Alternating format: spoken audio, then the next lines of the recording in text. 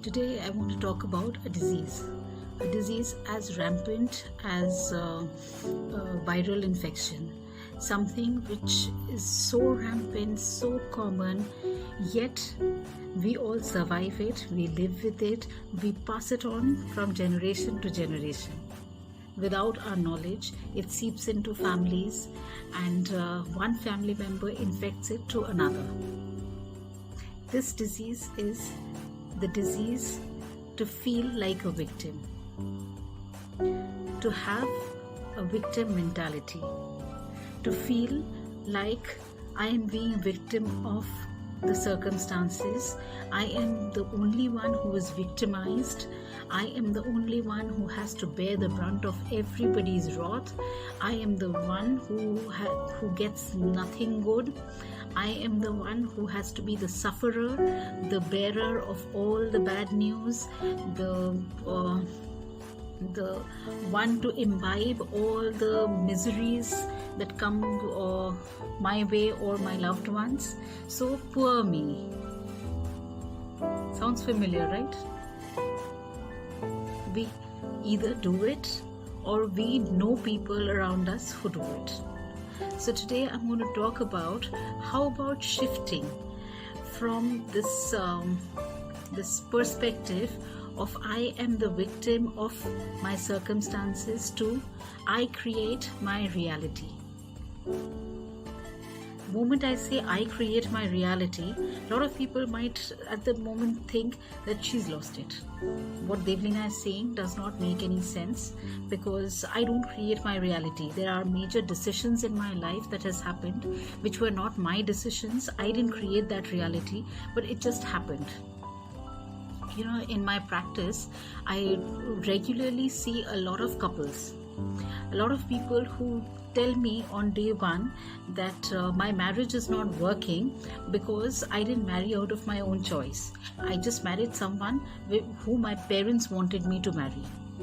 So automatically he or she is not my choice, and look at me, I am trying to make do. I'm putting up with someone for 2 decades, 3 decades, 2.5 decades, where I have just gone on adjusting. I have adjusted to my parents' wishes, I have adjusted to this other person, and so I am the victim. It's a very nice, comforting feeling. As much as it is a nice, comforting feeling, but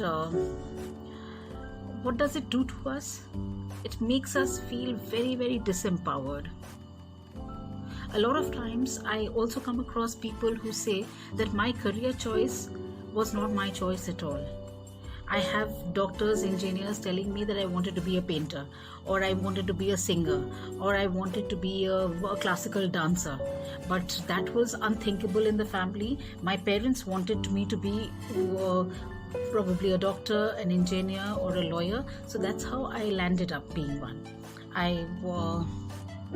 But here, when I say creating your own reality, and when we see these people who are successful as doctors, engineers, lawyers, or chartered accountants, or various other things, much to the belief that I didn't create my reality. If I didn't create my reality, I wouldn't have survived so far. The fact that I could finish my studies and I could get into the profession that I am in and do relatively well, that says that I did create my reality. What others did in the name of giving us their views or making us do things were probably, if we think of it in terms of reality, creating our own reality, they can be roadblocks. Somebody dumped that person's opinion on me. That's like a roadblock. But what happens when there's a roadblock? We take a detour. So that I create my own reality. At that point of time, I have a choice that just because there's a roadblock, we never think of roadblocks as there is a roadblock, so let me go back home. I'm not going to venture out because there's been a roadblock. We invariably, 99.9% of the times, we take a detour and we go to where we were headed. So if we just change our perspective, we might start thinking that I am not a victim of my circumstances, but a creator of my own reality. How does that sound? Empowering? I see a number of smiling faces here. So this was my topic today. I will come up with some more interesting topics in the coming days. Do stay tuned and give me your comments. Thank you.